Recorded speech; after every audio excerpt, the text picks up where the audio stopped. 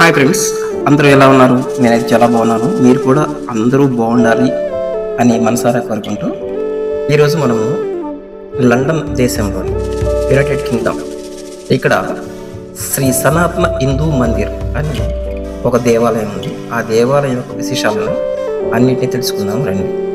ఈ దేవాలయం నిర్మాణానికి కావాల్సిన ప్రతి వస్తువును ఇండియా నుండే దిగుమతి చేసుకోవడం జరిగింది.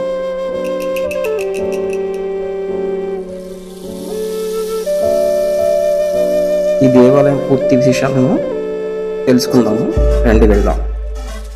మేము హీత్రూ ఎయిర్పోర్ట్ దగ్గరలో ఉన్నటువంటి ఫెల్దమ్ అనే ప్లేస్ నుండి ఇప్పుడు వెంబ్లీ అంటే మనం ఇందాక చెప్పుకున్నాం కదా దేవాలయం, ఆ దేవాలయం ఉన్న ప్రదేశం వెంబ్లీ, అక్కడికి వెళ్దాం రండి. వెళ్తూ లండన్లో ఉన్నటువంటి రోడ్లు ప్రదేశాలు కొంచెం చూసుకుంటూ వెళ్ళిపోతాం.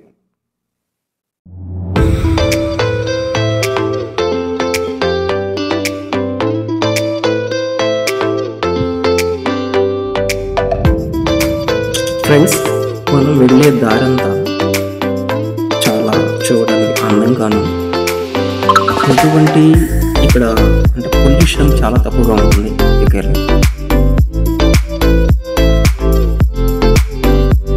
రోడ్ పక్కన ఉన్నటువంటి బిల్డింగ్ చూడండి ఎంత అందంగా ఉన్నాయి.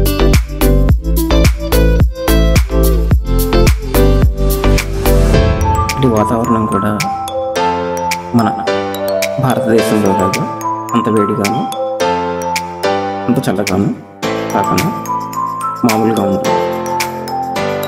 మన దగ్గర 3 కాలాలు సమానంగా ఉంటే ఇక్కడ కొంచెం చలికాలం ఎక్కువగా ఉంది. అందువల్ల ఇక్కడ పొల్యూషన్ చాలా తక్కువగా ఉందనిపిస్తుంది.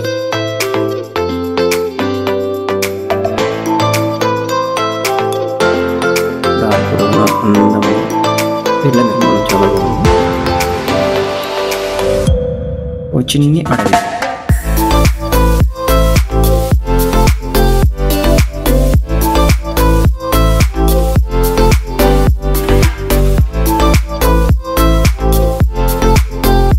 సిటీ దగ్గర వచ్చేసాము.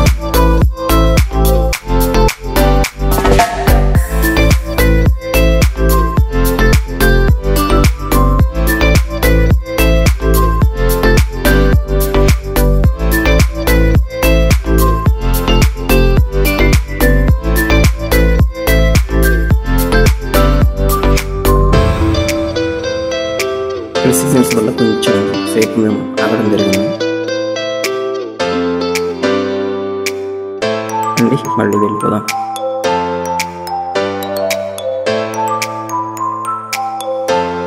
ప్రతి ఇల్లు చాలా బాగా నిర్మాణం చేశారు, బాగున్నాయి.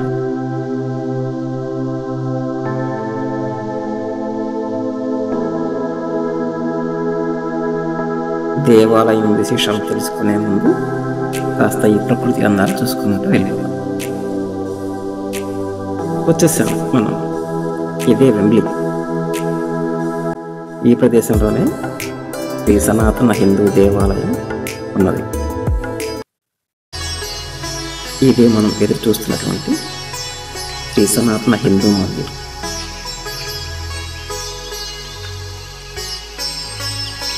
ఇది ఆలయ ముఖద్వారం.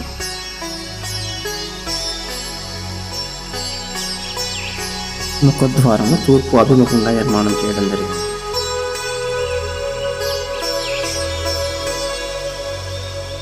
చూసారా, అద్భుతమైన శిల్పకళా సంపద ఈ దేవాలయం సొత్తు.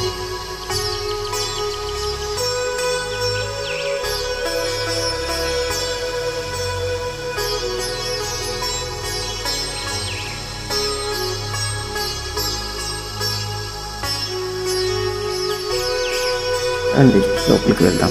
ఇక్కడ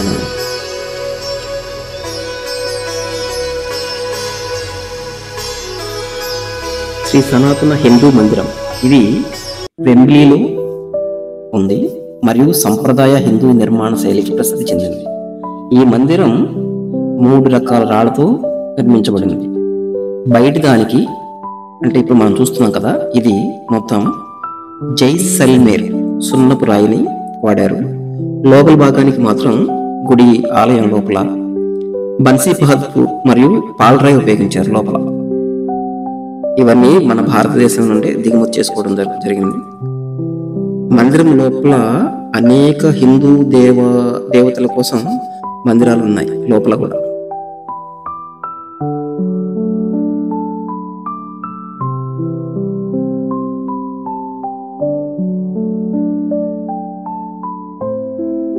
ఈ దేవాలయం యొక్క శైలి బయట గోడలు రాజస్థాన్ నిర్మాణ శైలిని పోలి ఉన్నాయి. ఆలయ గోపురం మాత్రం కొంచెం దగ్గరగా చూస్తే మన పూరి జగన్నాథ్ దేవాలయాన్ని నిర్మాణాన్ని పోలి ఉంది. లోపల మొత్తం కూడా దేవాలయం స్ట్రక్చరు ఆగ్రాలోని బృందావన్ శ్రీకృష్ణుడు దానిని కొంతవరకు పోల్చారు. ఇంకా అయోధ్యలోని శ్రీరామ మందిరం లోపల మొత్తం కూడా అలాగే ఉన్నాయి.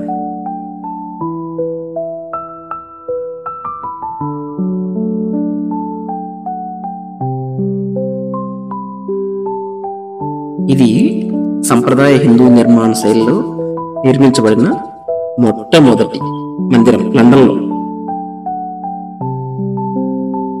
మందిరం లోపల గాని బయట గాని అద్భుతమైన శిల్పాలు ఉన్నాయి. ఈ మందిరం లోపల దేవతల కోసం ప్రత్యేకమైన మందిర నిర్మాణాలు కూడా చేశారు.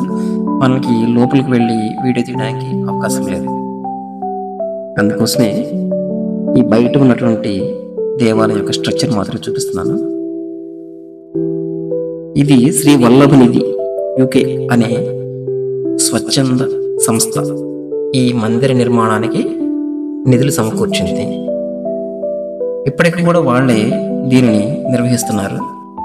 శ్రీ వల్లభ నిధి యూకే, SVN యూకే అని ఆ స్వచ్ఛంద సంస్థే దీని యొక్క నిర్మాణ బాధ్యతలను తీసుకున్నది.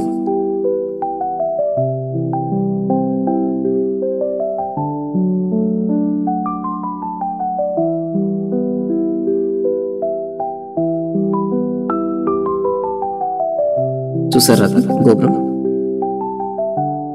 ఇది మన పూరి జగన్నాథ ఆలయం. ఆ నిర్మాణాన్ని పోలి ఉంది.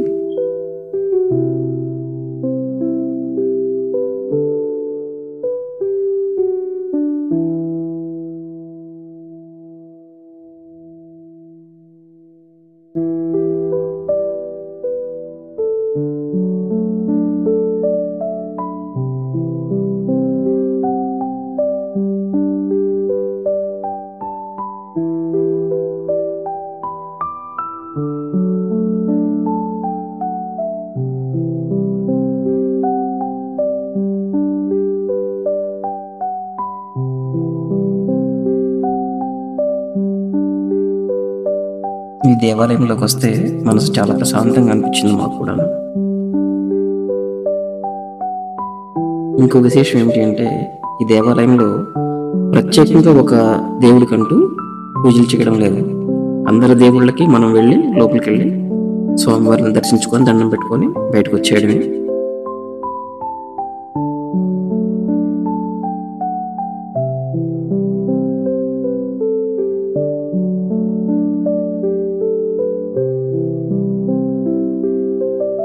ఇది ఆలయం యొక్క ముఖమండప ప్రాంగణం.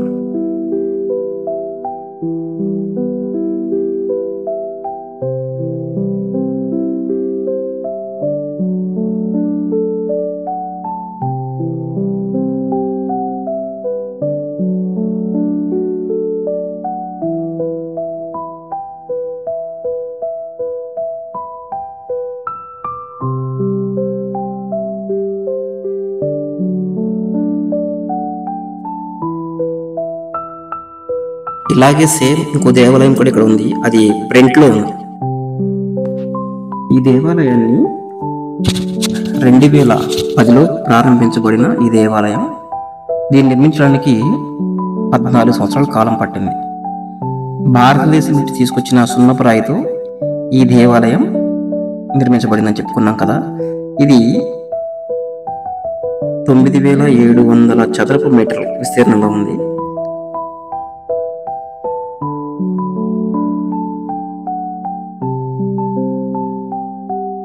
పాలరాతితో 41 దేవతా విగ్రహాలు తయారు చేయబడ్డాయి. ఎత్తైన ప్రదేశంలో 66 అడుగుల ఎత్తులో ఈ దేవాలయం ఉంది. దీంట్లో వినాయకుడు, సహజానంద స్వామి, అంబా మాతాజీ, సిమందర్ స్వామి, రాధాకృష్ణ, శ్రీరామ్ దర్బార్, శ్రీనాథ్జీ, తిరుపతి బాలాజీ, శివ పరివార్, జలరాం బాపా, హనుమంతుడు మొదలైన దేవతలు ఇక్కడ కొలువై ఉన్నారు.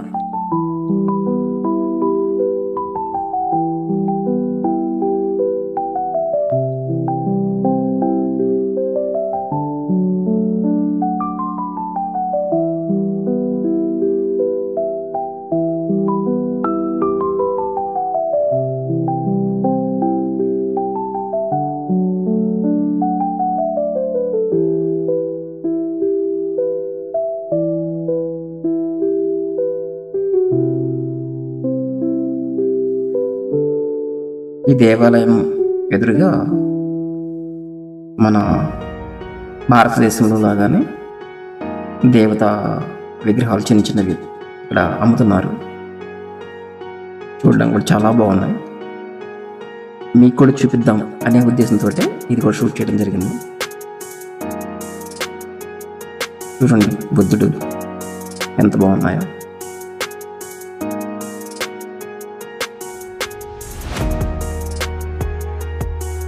ఒక్కొక్క విగ్రహం కాస్ట్ వచ్చేసి 120 పౌండ్స్ చెప్పారు.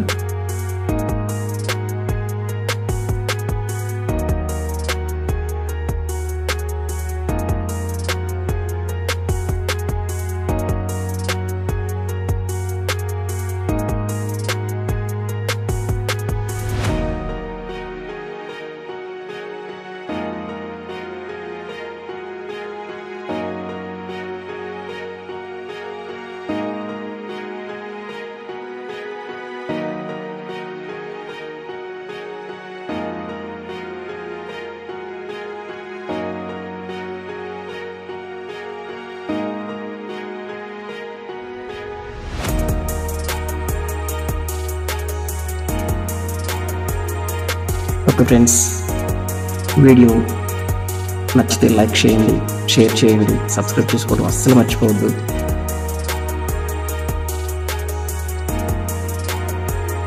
ఈ దేవాలయ విశేషాలను నాకు తెలిసినంత వరకు మీ ముందు ఉంచాను ఫ్రెండ్స్. మరొక వీడియోలో మళ్ళీ కలుసుకుందాం. అప్పటి వరకు సెలవు. Bye friends.